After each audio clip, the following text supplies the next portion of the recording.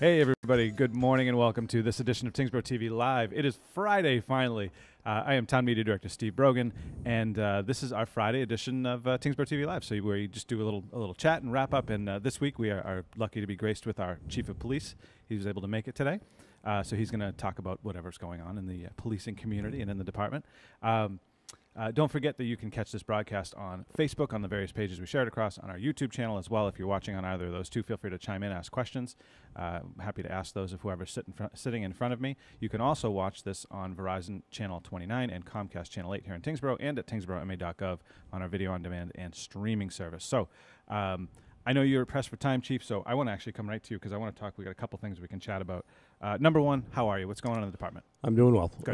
We a lot of things going on, gearing up for the fall. This is when we do a lot of our fall type training, which is firearms, our mandatory related firearms, handguns, rifles, those kind of things. There's a specific time of year that you guys usually do most of that We training? do fall and spring. Okay. And this is a rather big one. Mm-hmm.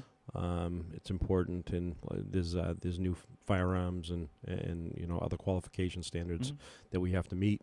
They go up every year, and really? Okay. so it gets a little more in depth every year. So which is a good thing. Mm-hmm. Now, is this the training up at the SIG Academy? Yes. Oh, okay. So we have quite a few of our officers up there today, Mm-hmm. It's done over a 2 or 3 week process. Oh, wow. So Okay. So that's basically to keep them proficient in the use of their firearms and the newer stuff, like you mentioned, so they understand how it operates and whatnot. yeah, it's not only a mandatory part of our training, but it's a mitigation of liability. We want our officers trained in that situation that 1 in a million that they do get into some type of a use of that firearm. Right. We want them trained as proficiently as possible, and So the training that they get up there is phenomenal. Excellent. So it's not a Barney Fife type situation. This is no. One bullet.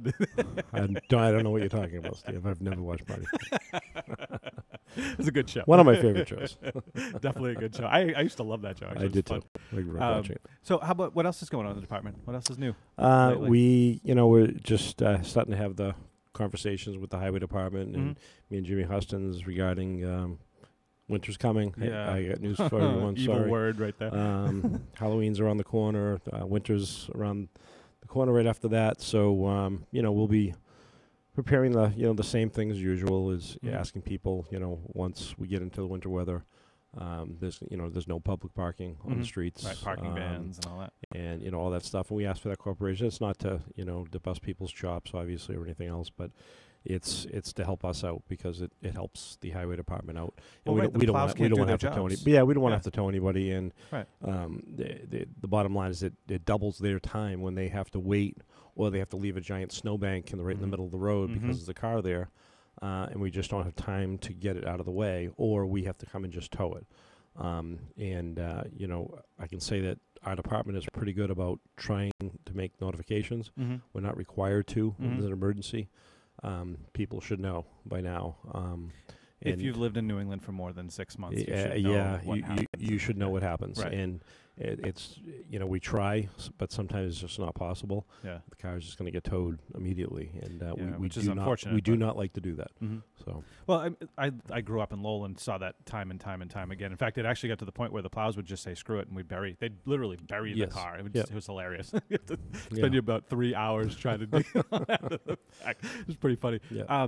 Another one, and we did a video on this last year, was cleaning the snow off of your car after a snowstorm. Not just kind of clearing a hole, peephole, and driving away. So, I do want to just take a step back and just I kind of wanted to start the meeting by just sending our condolences to South Carolina.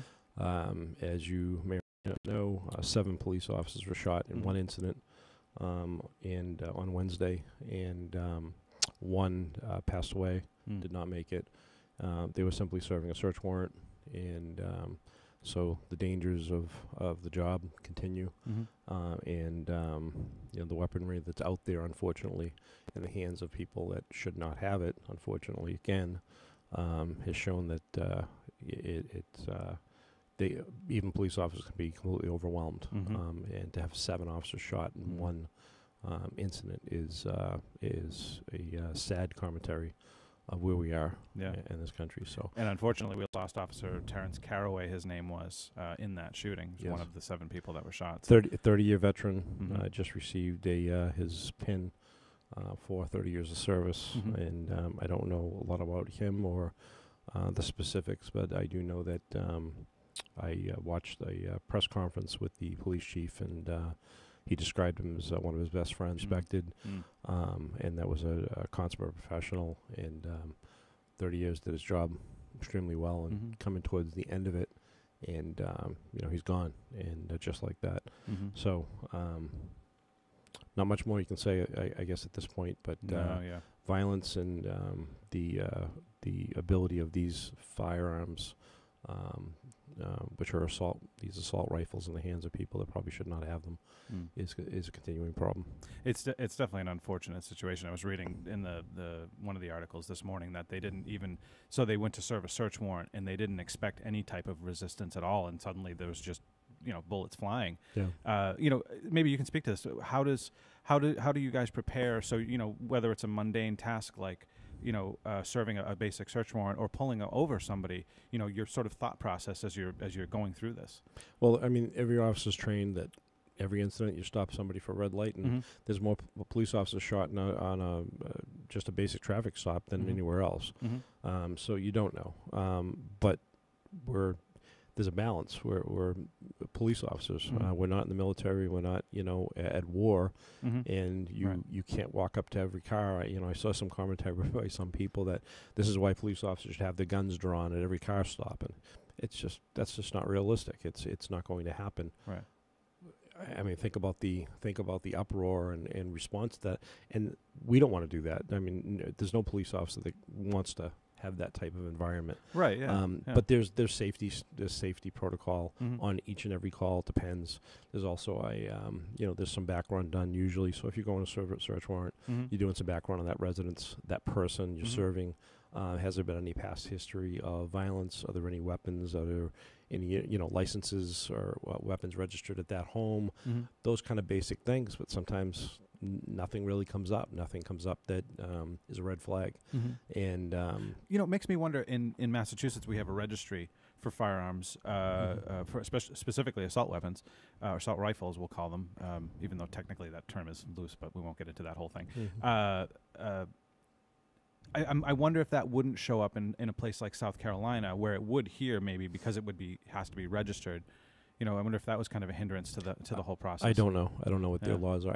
Massachusetts is considered a very strict state compared to many other states as far as firearms, and but there is no perfect system.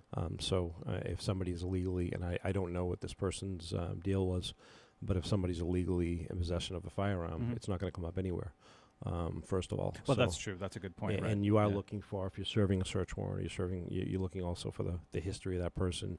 If they're violent or something. Some of the process that we would have is, to look up criminal history, looking for violence, not looking for a shoplifting charge. We're looking to see if there's been any violence towards police officers, violence towards other people. That's a red flag. And then some of these, we've had them in our community in the past. We've ended up bringing in, for example, a Nemlock SWAT on to serve a search warrant or to serve any warrant at all because, there's past firearm charges or there's some kind of there's a risk factor there. But typically, every day in the country, these type of things, an arrest warrant or anything else is I don't want to say mundane, but it's a typical day at the office. Just a common task, basically. And a common task, and obviously, I'm sure these officers were well trained and ready, but you have the disadvantage when somebody is intending to do harm to you. You're already at the defense. Right. The officers aren't there to intend to do harm, so they're not in that mode yet. So the person who has the initiative has the advantage, and that's exactly what happens in these situations. We end up on the defensive. Right. Unfortunately, you're right. They do have the upper hand. Yeah. And we've talked about this before. You guys can have the best equipment and training and everything, but, a bullet can miss a body armor or, whatever. So even that isn't necessarily going to save the day, though it can help, but it, Right. it doesn't always save the day, sadly, and unfortunately it didn't in this poor officer's case. Yeah. And one person did a lot of damage. Yeah. So Yeah, I mean, 7 guys he knocked down, and it seems like seconds. yes. As far as what I've read, so that's pretty amazing. But you're right; he had the upper hand. He unfortunately was able to, have the drop on them, and that was the way it went. Yep. So, But I just wanted to just talk about that for a moment. So. yeah, no, we all send our condolences, and hopefully the family can.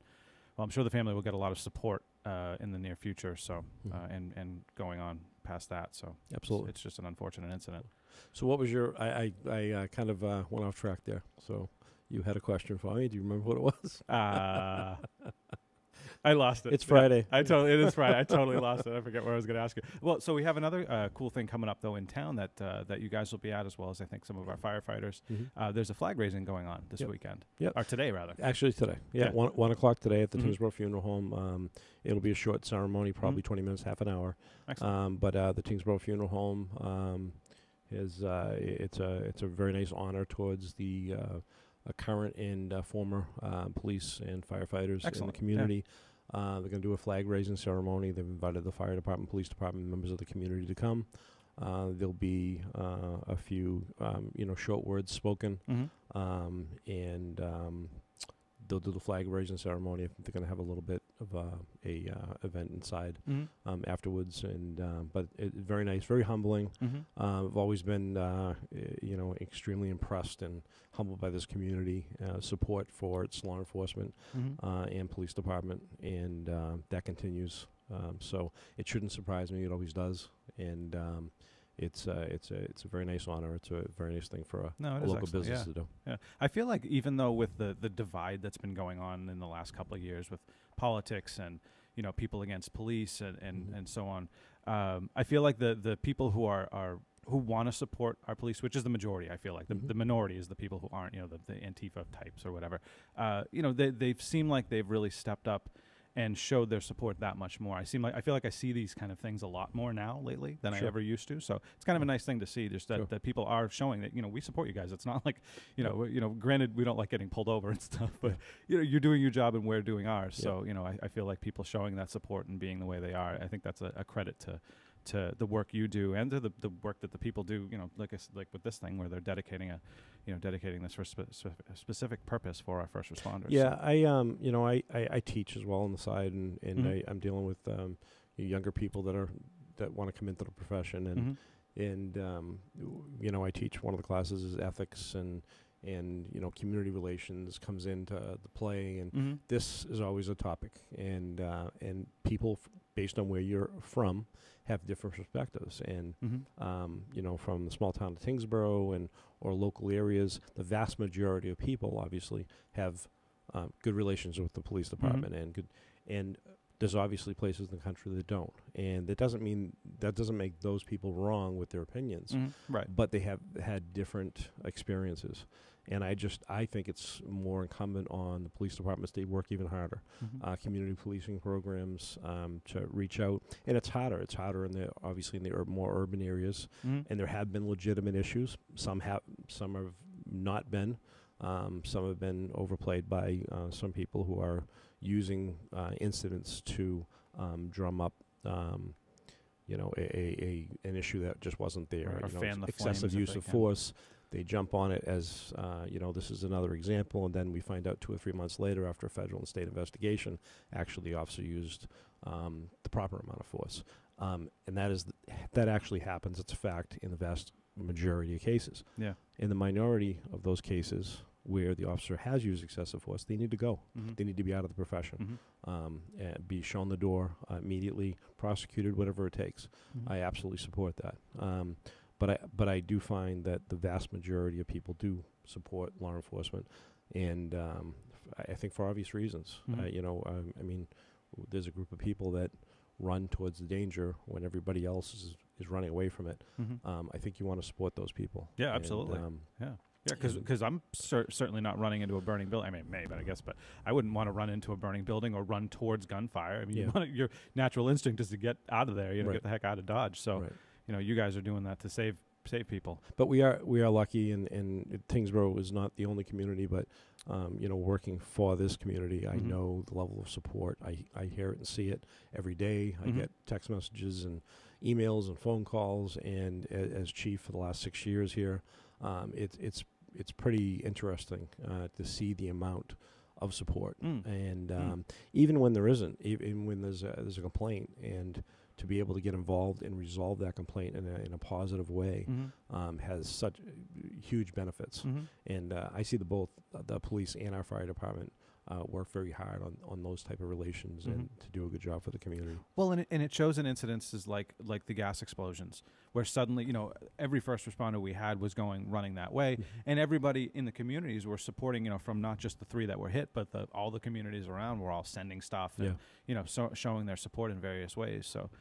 So that work that you do with the community really does show. We talked about this before. That's why for example, our involvement with the group NEMLIC, which we've talked about before, the regional, is well worth it.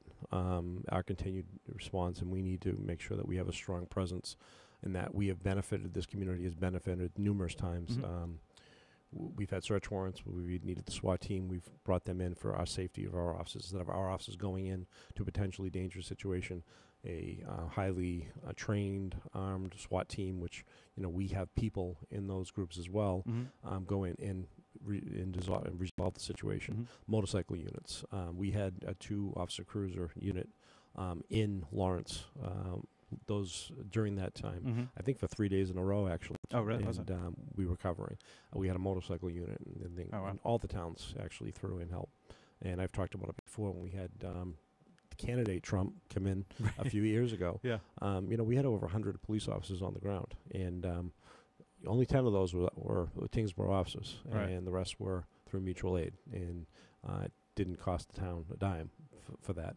So it's a significant value. Yeah, it's definitely quite remarkable. Going back to the classes you teach and the kids that are in there, do you get a sense of apprehension from kids nowadays in going into this field, or do you feel like they're just the same? It doesn't, hasn't changed really. It's interesting, but so I'm told, and I've seen some of the research, that there has been a significant dip, really, in applications. People just don't want to. Why would you want to? Think about it. You're not. It's a good field. It's you can make a good living. You're not going to become a millionaire doing it. It's not tech. It's not everything else, but depending on where you are, the level of support is just not there. Officers have been harassed, threatened, families threatened. Some of the vitriol that's come out of some of our politicians have flamed that, and unfortunately they've lacked actual fact. They've based it on emotion right after an incident happens. Which all I can do is shake my head every time and just wonder how a person who has allegedly has some intellect and is articulate can't say, well, hold on, we don't have all the facts yet. It appears that there's a problem here, but let's look at all the facts before we rush to judgment. My example always, and what I would say to my students, I challenge them. I said, so one of the things the police have been obviously challenged to before in any case is not to rush to judgment. Even if we have a suspect that seems obvious that they probably did it. But what's going to be used as a defense later on? If that's the only person that the police use as a suspect and hone in on, that we rush to judgment. We didn't look at the possibility that it was somebody else. This is exactly what's happening to law enforcement, especially in these urban areas where a shooting happens. And they're going to continue to happen. This is what happens. Police officers face situations where they have a split-second decision to make based on their decision that they believe their life is in danger. Then everybody else has hours, days, months, weeks, years to microanalyze every moment of that officer's reactions.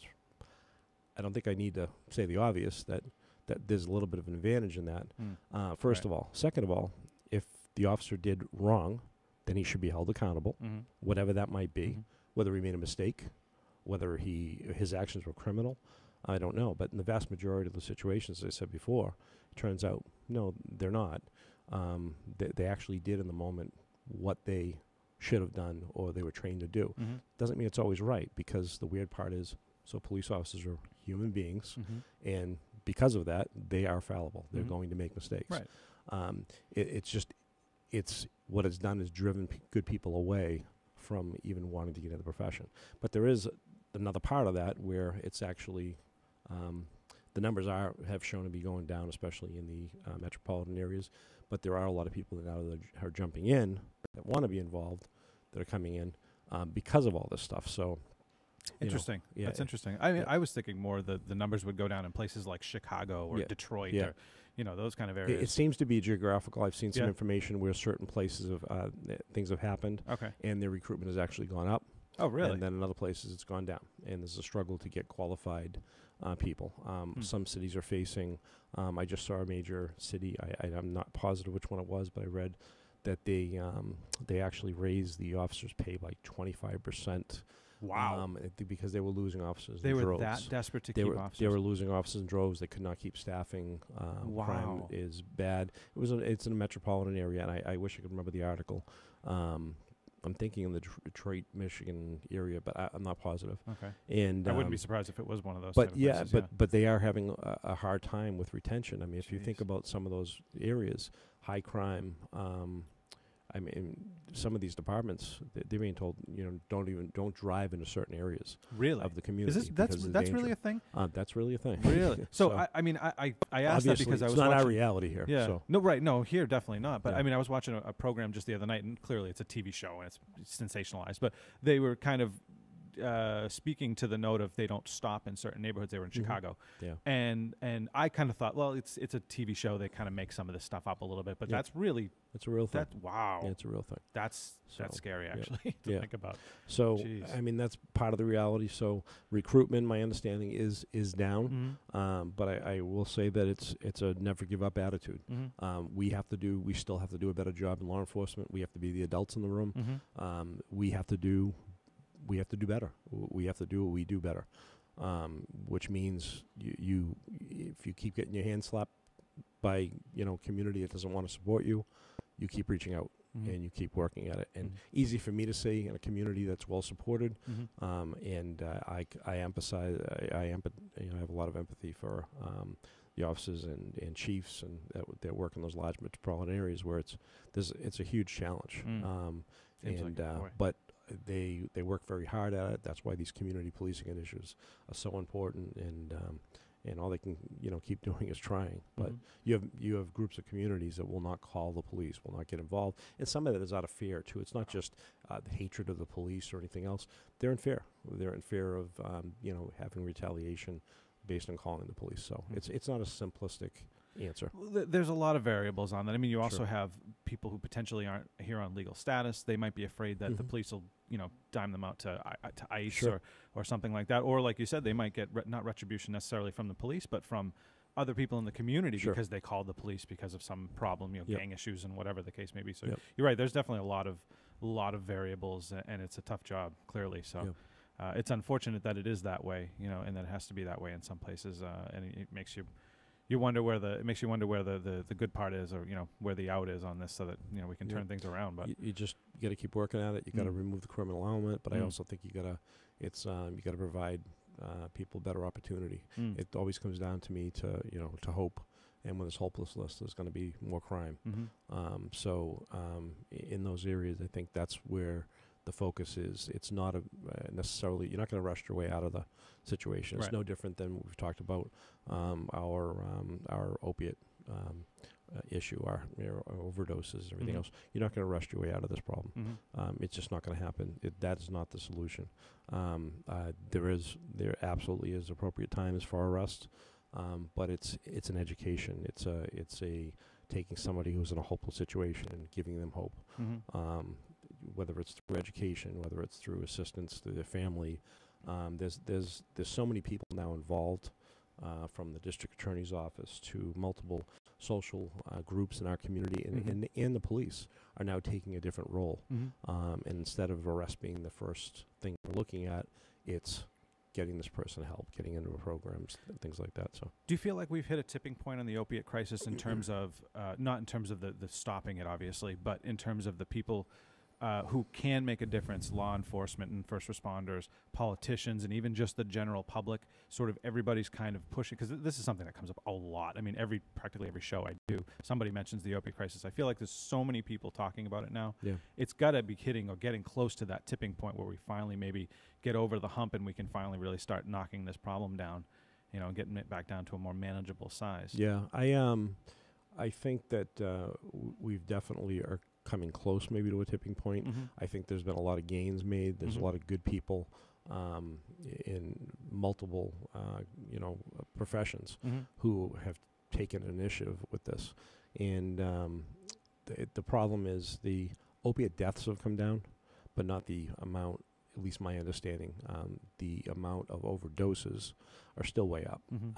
And even if there's been a slight improvement, it's not enough to change the course.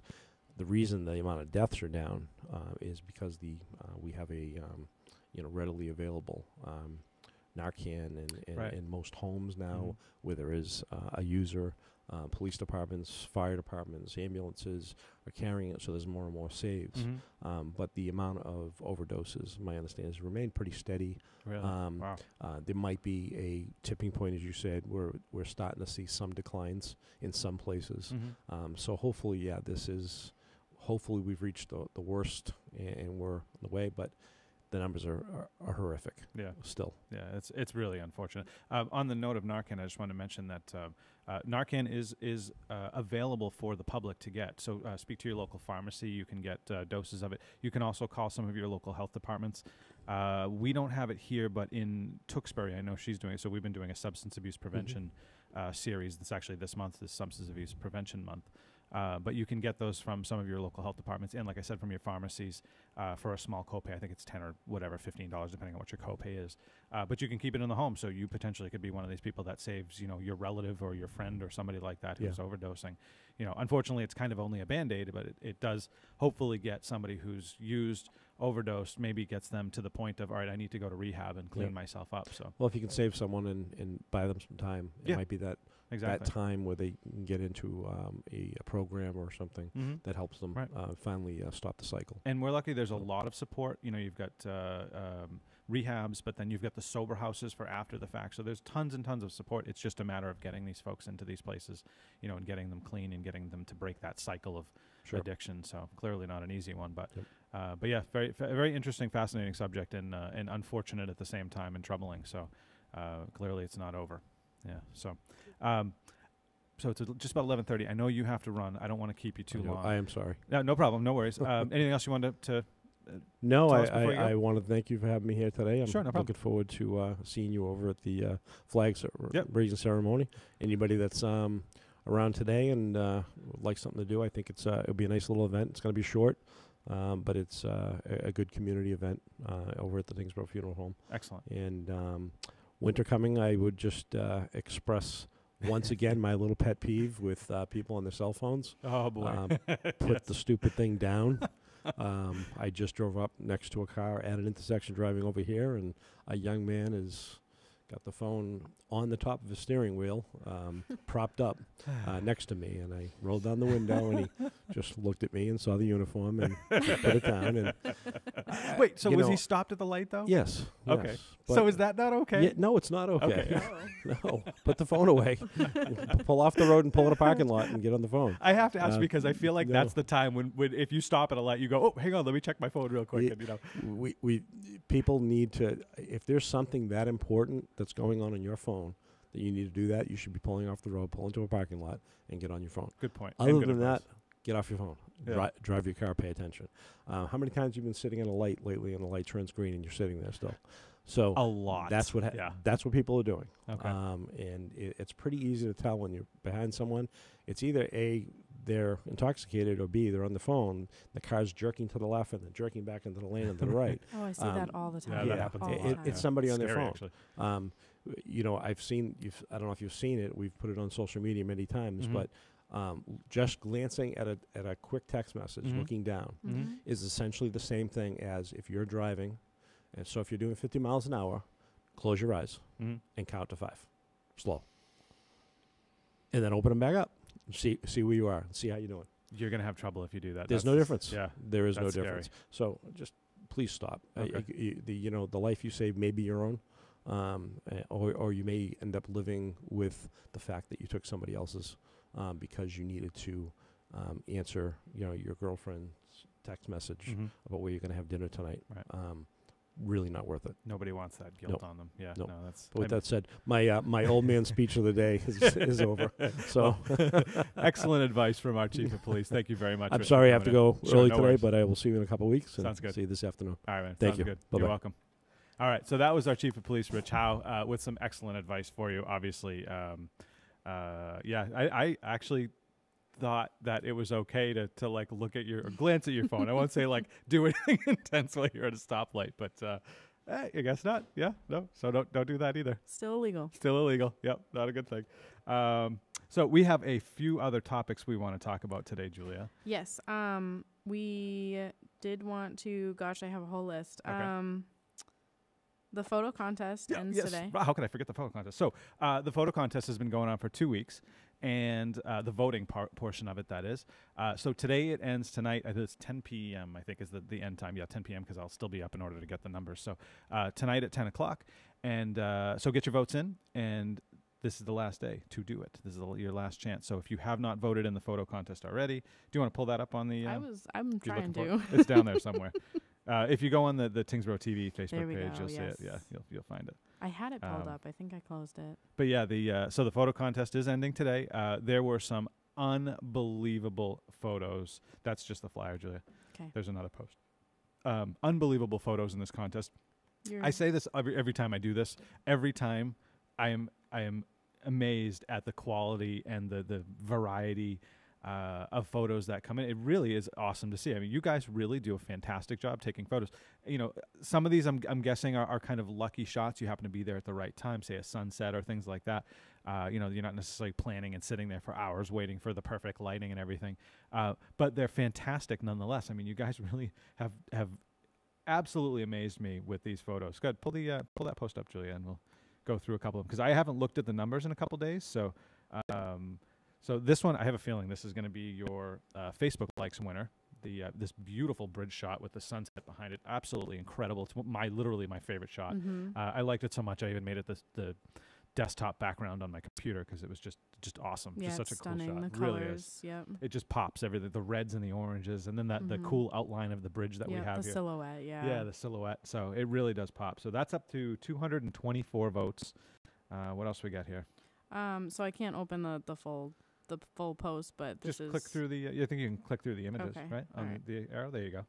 Yeah, there you go. This one right here, I'm going to tell you right now, is in my top 3 for my favorites of this contest. I love this photo. Yeah, I really it came did. out really good. It did. It surprised me. It only got 86 votes, but it's just a beautiful shot, a beautiful butterfly shot. I love that we got a bunch of kids, people in these shots. I love when we see people. I think that's always fun to see. It adds some nice life to it. A lot of winter scenes and sunset scenes. This one was another good one. I love this one. It's another great shot. What are we up to on votes for that? Oh, 20, I'm sorry. 20 something? 22. That's it? Yeah. That's a great shot to me. I would have voted for I that. know. You know? Another butterfly. Some really beautiful shots. I mean, you guys Yeah. really outdid yourselves this time around. I'm excited and nervous to see the next set of photos, because how do you top some of these? Tons of animals, the birds, and we had a heron and some swan and some hummingbirds, sunsets galore. I mean, there were some beautiful ones. Actually, go back one, Julia. That was Jim Triakis, I think his name is, on that one. That sunset. Going back. There you go. That one. That's a beautiful sunset. Look at the Yeah. striping in the clouds. The 3 stripes of color there with the reds and the orange. Such a cool shot. I mean, really just beautiful.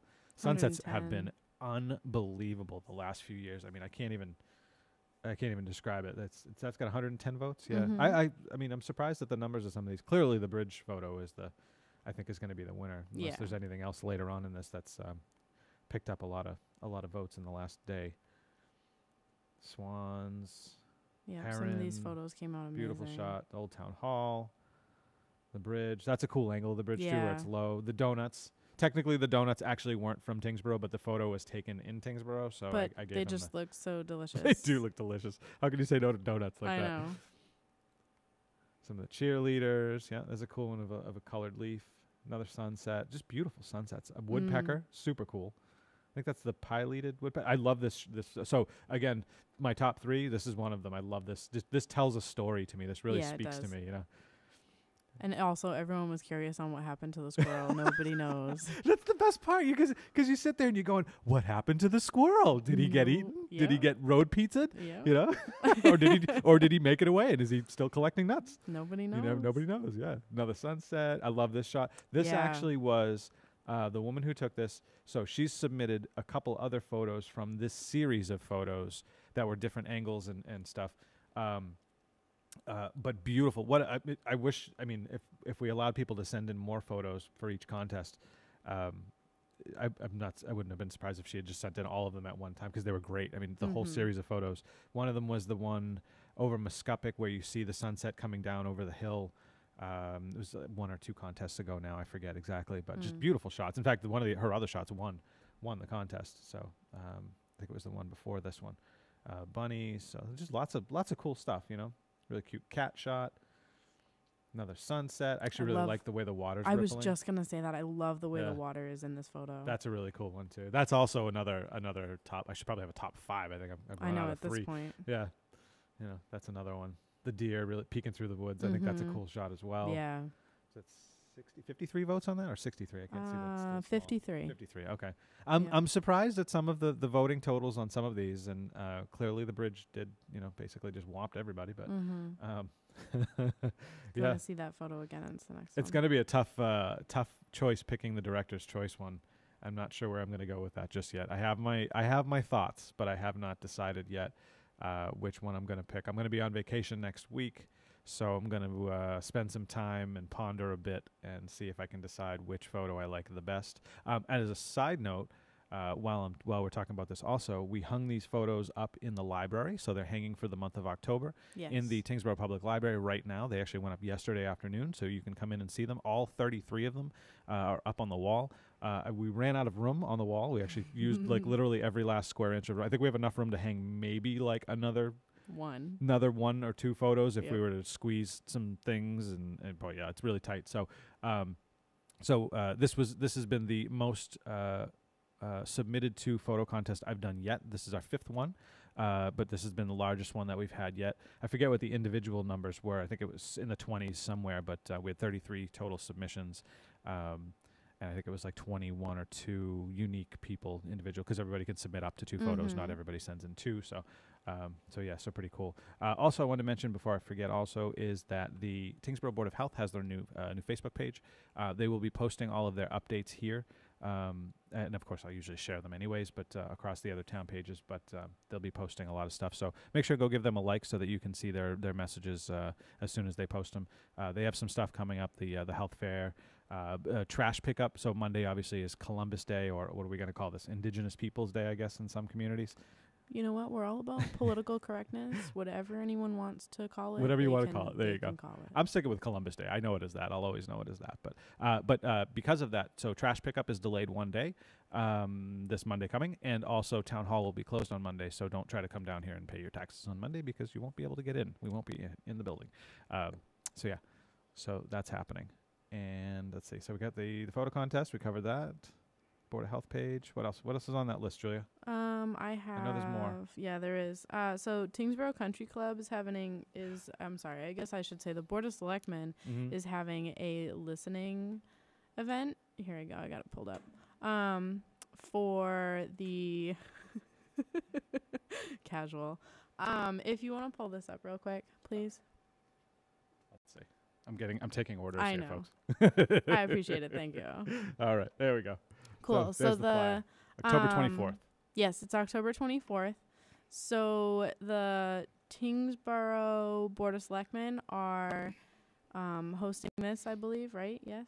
What's that? I don't know. It actually doesn't say. It's just a public input information session on whether the town, I guess they'll look at the pros and cons of whether or not they're going to purchase the Tyngsborough Country Club, which is up for sale. Right. So the gist of it is basically whether or not should the town buy it and preserve it or do something with that property on the town's behest, or should they just let it go? Because what happens is in Massachusetts anyways, or rather, I don't know if it's just Massachusetts or whatever, but I think it's just towns in general. But we have what's called first right of refusal. The town, that is, town of Tyngsborough government has first right of refusal on any of these properties that come up for sale. So that basically means they have the option to buy it first, out from under anybody else, any developers or anything like that. So the problem being that it obviously costs money to buy these properties. So where does that money come from? And so on with that process. But the town does have this first right of refusal. So this listening session is to ask the public, what do you think? Should we buy it? Should we not?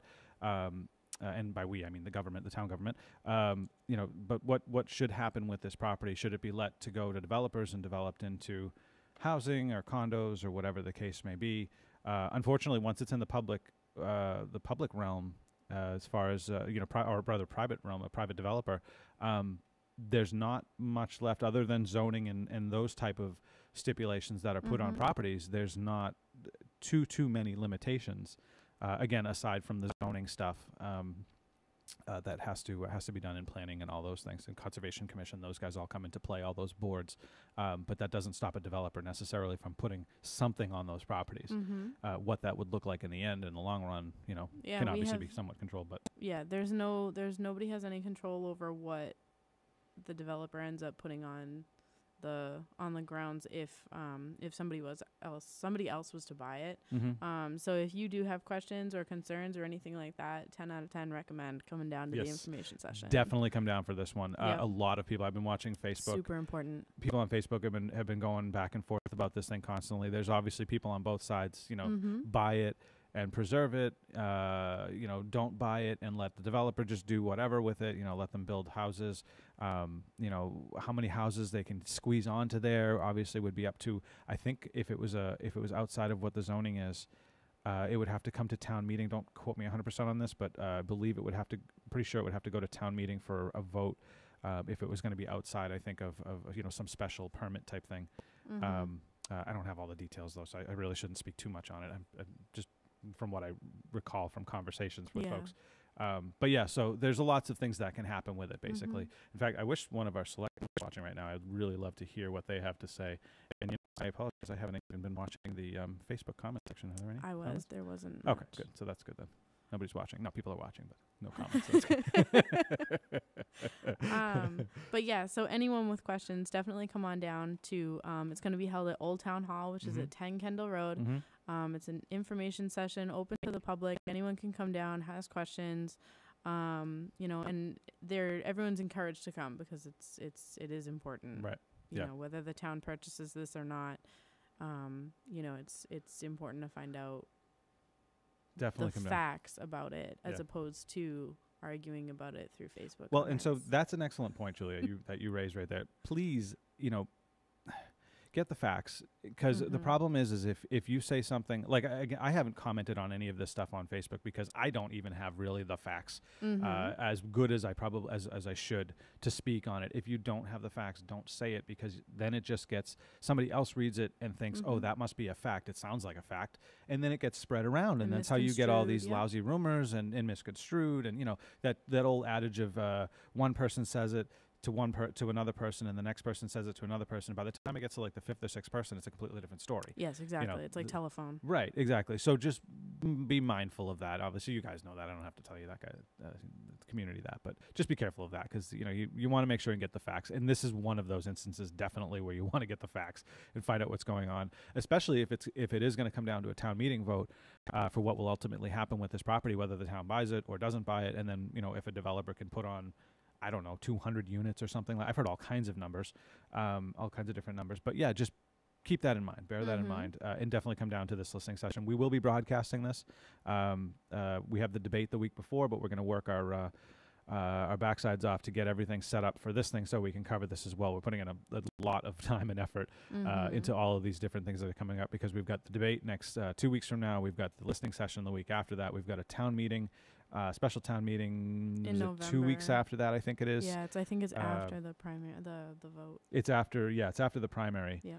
Yeah, so it's like I Sorry, forget, it's second it's week not in the November, I think. primary. I mean, It's- excuse me, the yeah, I general know. election. That you're was right. my bad. I knew I what you said meant. Yeah, you threw me off with primary, Julia. I'm sorry. What do I be paying you for? I don't even know. Giving me bad information over here. I'm just kidding. I don't even know. We're just kidding. But so yeah. speaking of getting the facts, Yeah, we have the debate that we're putting on. that's right. There you go. So I have been working very hard. Super hard, you Super- guys. I mean, you don't even know. You have no idea. Yeah, I wish you could see. If you could fly on the wall of this place, you would be like, wow, okay, this really is taking a lot of effort and time. Yep. It's not been without its trials and tribulations, and I feel like I've literally walked through a minefield of fun. So But much fun. so much fun. But yes, so we're putting on a debate October 16th. It's for the 36th Middlesex District, which is the seat that is currently held by Representative Colleen Gary. Who has been in? She's been our legislator for 24 years. She does by all accounts, from everybody I've talked to, for the most part, does a wonderful job. But she is running again for her seat, and her challenger Ray Lazinski is running on the Republican ticket. But we are doing this debate on the 16th from 6 to 8 p.m. It's a 2-hour debate. Actually, it's an hour and 40 minutes, but because we're giving them 20-minute break, I got to give them time to like go use the ladies' room and stuff in the men's room, But yeah, so it's a 2-hour debate. I've got some great media partners, some of the big names that you would know from the community. Bill Gilman from Your Drink It Today, Teddy Panos from 980 WCAP, and Amaris Castillo from the Lowell Sun will be here. I obviously will be here. I'm going to be moderating the event. And we'll be soliciting. So and this is what I keep trying to tell people. But again, the facts don't seem to be making it to all of the people, including some folks. I'll leave their names out, but Now. I'm just a little bitter. No, I'm just kidding. I know you are. But all right. So Use your words, I know, darling. right? Seriously, I know. I want the community to ask the questions, a lot of the questions. So obviously I have to fill time in between collecting questions from the community during the live debate. But I have opened up every possible resource and avenue for you to either watch this or listen to this and to ask your questions. So you can watch and or listen to this on Facebook, on YouTube, in Drake It and in Tyngsborough simulcast. We're simulcasting it across all of those services. It's going to be on obviously our in-house on-demand and streaming service, and again on our Facebook pages and all the places we send those out, as well as on 980 WCAP. So you can literally listen and or watch this anywhere, any which way, whatever your favorite way to watch content is, whether it's internet, TV, or on the radio. You can listen or watch the broadcast. And then on that same note, you can also send in your questions, which is what we really want from the community, from both Tyngsborough and Drake It. Send in your questions. So you've got the option to email the questions in to, in fact, I'll put this up so you can see this, debate@tyngsboroughma.gov. It's down towards the bottom of the screen there on the right. Debate@tyngsboroughma.gov. You can email your questions in from now until the night of the debate. We're collecting questions ahead of time. For anybody who wants to submit those, to send those in. You can also call in that night. You can call in to our direct line here, which is 978-743-5352. So the night of the debate, you can actually call in. So again, if you don't have internet or you don't have email or whatever, or you're not on social media, you can actually pick up the phone. That thing that we used to use to talk to people, where you dial numbers, you can actually pick that up and call us and call your questions. And so if you want to do that as well, and of course you can leave your comments and questions on the Facebook and YouTube streams, and Twitter. We even have a Twitter handle that we set up, 36th. Hashtag. Thank you. Hashtag. I'm not a Twitter fan necessarily, but hashtag 36th debate. So 36th debate. With the hashtag in front, and you can tweet those. So there's so many different ways you can ask questions between Twitter, Facebook, YouTube, email, and telephone. Again, I've really worked very hard to make this as open as possible. I've gotten the question a few times now about why is there no live studio audience, and why can you not do that? So there's a few reasons really, and I'll explain them now. Actually, might as well, because there's some of the misinformation. So number one is space. We're doing this in the community room. If you've been in the community room before, it's not a tiny room. However, it's not a exceedingly large room. And with the scale of what we're doing in terms of the debate, I literally will have a crew counting the candidates and the panelists, a crew of about 20 people in this room, collecting questions, running the equipment, and assisting me otherwise to make this broadcast happen. And then, like I said, the panelists, the candidates, and myself, all in this room. So I just don't have the space to do it. On top of that, in this room, in this specific space, we have the abilities to put it out to all of the various services that we're putting it out to. So I can't move it to like some building in, wherever, down some dirt road someplace. I can't do that. We've attempted things like that at other places. And even the last debate that happened with Colleen and Sabrina Heisey, where it was at the Drake American Legion, they didn't have internet access there or a reliable internet service. So, most of the stuff that would allow us to go live, other than the radio, even the radio, it wouldn't happen, wouldn't be able to happen. It would be a taped event, and then you'd see it days later when it finally got, uploaded and set up on all the services. So in this room specifically is going to be set up for all of this stuff. We have all of the equipment here. We have the resources, I should say, and the space for at least the crew. So it's going to be a closed set debate. However, I personally, I've said this a few times, I think, at least off camera, it's nice to have an audience, but it's not necessarily integral. Integral. Thank you. It's been a long week. It's not necessarily necessary to the overall outcome of the debate. Yes, it's nice to sit here and clap and cheer for your candidate and stuff like that. But that doesn't help you get more information necessarily. And that's my ultimate goal, is to get you as much information as I possibly can on who these candidates are, where they stand, what type of people they are, what they're about, basically, what makes them tick.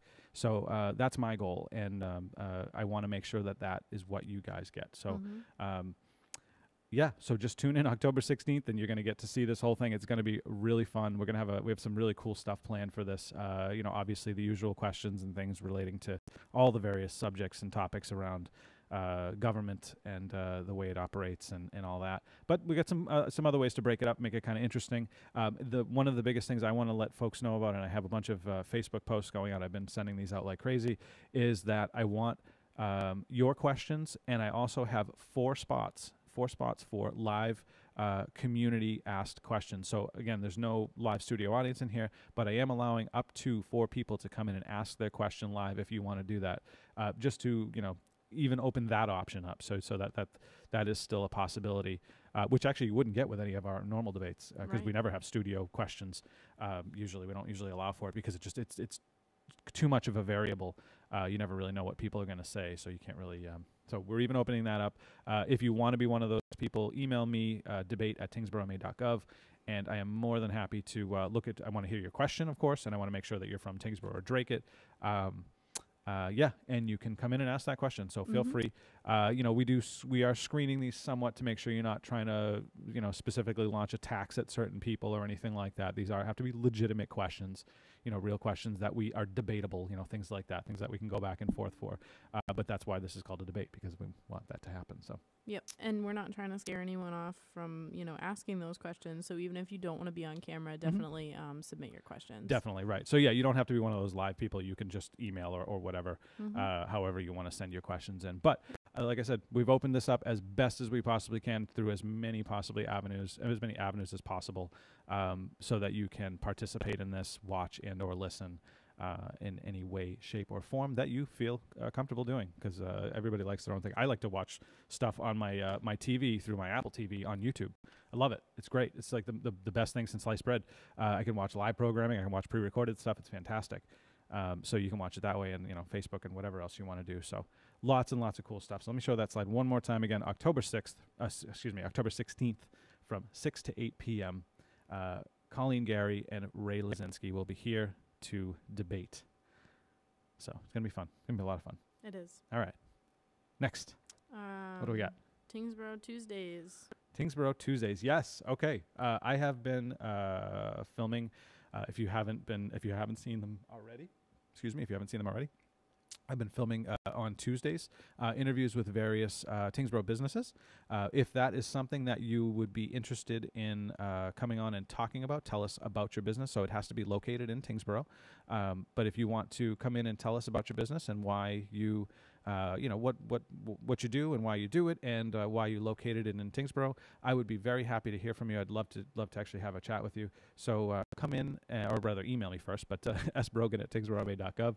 Come on down. Right, yeah. Don't just show up, because that's not going to work out well. So you can come down and talk about your business. But yeah, email me sbrogan@tyngsboroughma.gov, and I'd be happy to chat with you, and you can come on, talk about your business, and we'll have a good time.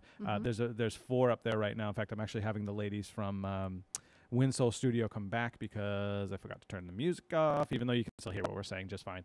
It irks me, so I had to nix that video. We're going to redo that one. But that was a really cool conversation. We had some fun, and it was all about yoga. Yoga. Yeah, yoga. Do you do yoga, Julia? I do not, no. No yoga? I've done it in the past, but no. Yeah. I liked it. Yeah. I've done it twice now. Yeah. Gone to 2 classes. I really, really enjoyed it. And I'm actually disappointed that I'm going to miss Mondays. I may even come in. I'm on. Oh, no, that's the holiday. The right? holiday's We're closed. yeah, we're closed for the holiday. Steve, you I'm on just told vacation next people. week. I'm on vacation next week. I'm not remembering. Okay, well, everyone's on vacation on Monday if you work. This for is the town. true. Yes. Thank you, Julia. You're welcome. Thank you for reminding me. Yeah, so I liked it, though. I enjoyed it. But we've interviewed Carrie Sheehan for her photography. We've interviewed Danielle Robichaud for her jewelry. Megan Preventure for her the training project gym that she has. Really cool. Actually saw a picture of her the other day. She's ripped. She had like a sleeveless shirt on. She's like, I was like, holy cow! Like that's I feel like I should work out more. I should do something. It's, I was impressed though. I'm like, wow, this girl's really she awesome. really lives it. She Yeah. definitely lives that life. So very cool, very very good on her. But then, like I said, the ladies from Winsole Studio also who do yoga. They have a beautiful studio, by the way. If you've never been there, Yeah. they have a really, really cool, chic-looking little. I shouldn't even say little. It's not a very little studio. It's very nice, very chic-looking studio. And they're on. They're in the plaza at 440 Middlesex Road, I believe, was where they were located, right? And I forget where the training project is. I want to say she was at the border, the Chelmsford border, the North Chelmsford and Tyngsborough border, right near that on Middlesex Road as well. But lots of cool stuff. This town has a lot of great little small businesses. We don't have the industrial base or the huge commercial base like a lot of other towns. We have a lot of great small businesses. We do. Yeah. Absolutely. Yeah. Yep. So if you want to be part of that, email me sbrogan@tyngsboroughma.gov, and you can come on and talk. All right. Going on with Tyngsborough TV, candidate interviews. Yes, right. I should have mentioned that with the debate stuff. That's okay. Sorry. So I've been filming various candidate interviews. I had one yesterday with John McDonald, who's running for state senate. Any candidates that are running, feel free to contact me, sbrogan@tyngsboroughma.gov, if you would like to come on and chat about your candidacy in the race you're running for, the seat you're running for. Feel free, and we can chat. I have the possibility. I'm going to leave it at possibility at this point because we haven't confirmed it. I won't be confirmed on that one till Wednesday. But Jeff Deal, who is running for state senate, right? Is that state senate? Yeah. I couldn't tell you. I forget. I think it's state senate. Excuse me, not state senate. Senator for the federal senator, the big senate. He will be hopefully coming in for an interview. I was contacted by his people about a week ago, and they want to do it. They definitely want to come down. So possibly this coming Friday, next Friday, that is. What would the date of that be, Julia? If you can find that on the calendar for me real quick so we can give folks that date. But anyways, he wants to come down and talk. So you'll get to hear directly from Jeff Deal, which would be pretty cool because that means maybe Elizabeth Warren will have to make a stop through here too. So we'll see about that. I don't know if that's going to happen or not. We'll leave it up to them. But I have put it out there to all the candidates. I'm doing it now. I haven't emailed everybody, but I'm putting it out there now. I don't have all their email addresses, so it's a little difficult. But if you are a candidate, you happen to catch this broadcast, and you would like to come on and do an interview, let me know. sbrogan@tyngsboroughma.gov, and you can come on and chat. Like I say, we've got a bunch of others. I've got, if you missed the debate next on the 16th, I've already done interviews with Colleen Gary and Ray Lazinski, so you can hear directly from them. Maybe you can watch that beforehand and then watch the debate and get some more information. So those were each half-hour debates. That's what we usually do for each candidate is a half hour. Like I said, John McDonald was here yesterday. We've had a bunch of candidates come in, so trying to cover all the bases and give you as much info as I can.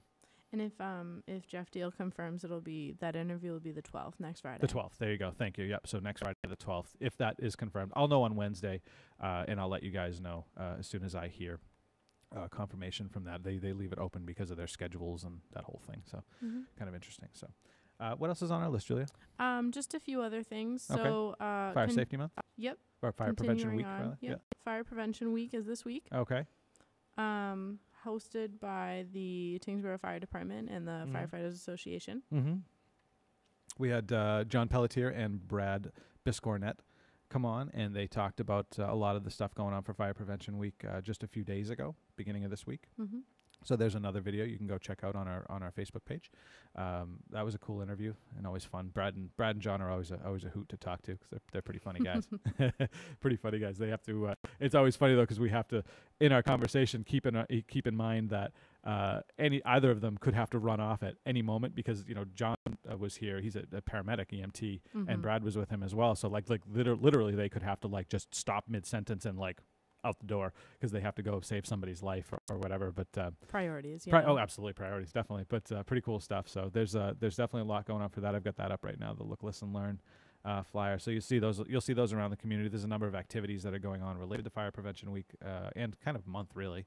It is. No, it is the month. Yeah, it is the month. And there's also the thing that you guys are going to take pictures of, Julia, right? Next Wednesday? Yeah. So next Wednesday, I'm not sure it's a public event. It's at the school. It's public to the people at the high school. Yeah. If So your it's kids for are the in the high kids. school, Yep. then, So or you're a teacher. So John, Brad, myself, and Karen, our other media associate, will all be down at the high school. For 10 o'clock. John's going to do a presentation. He's going to talk to the kids about fire prevention. Talking about the usual stuff, knowing all your exits and stop, drop, and roll. Exactly. That kind of stuff. And then they wanted to do a demonstration for a lot of the kids outside. I don't know if I want to spoil it. Did he talk about it last week? I think he did, yeah. But was it on camera? I don't know.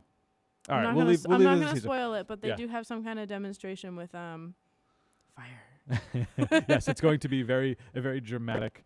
We'll just say that it's going to be a very dramatic fire demonstration, so it should be pretty cool. Yeah, and that's 10 to 11 Okay. next Wednesday, the 10th, I think. The 10th, yep, Wednesday the 10th at 10 a.m. Excellent. So if you have kids in the high school or if you're a teacher at the high school or middle school, that's where the event's going to happen. I imagine they're going to gather everybody from the schools and have them do that whole thing. So should be pretty cool, though.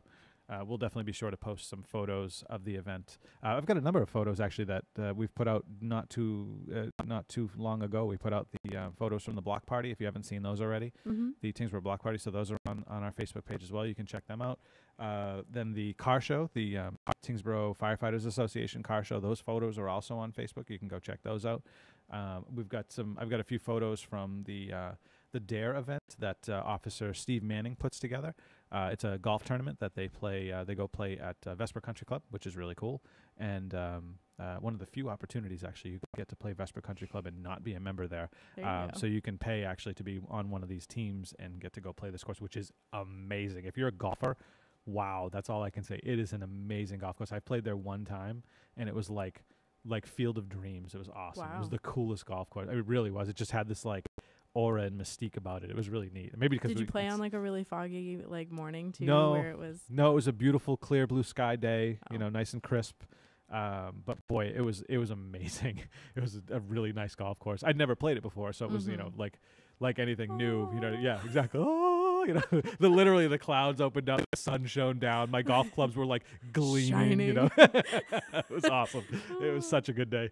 That was a lot of fun. But yeah, so if you ever wanted to do that, you can look into that next year. I believe he does it. He does it once a year, I believe.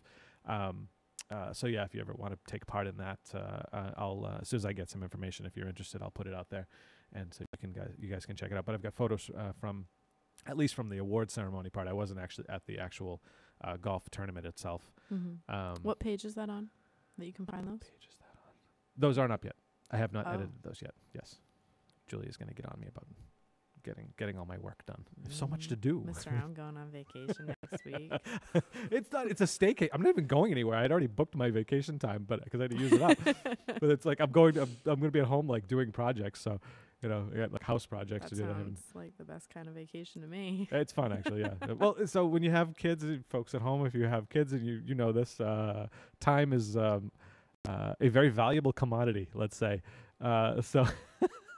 So getting things done can be a little difficult. So I have a laundry list, a nice long honey-do list of things I've got to do. So anything else we want to cover, Julie? Or are we about to we about done our list almost here? the weather, and then I wanted to recap the flagpole ceremony later. Okay, yeah. So let's quickly mention just the weather. We'll look at National Weather Service.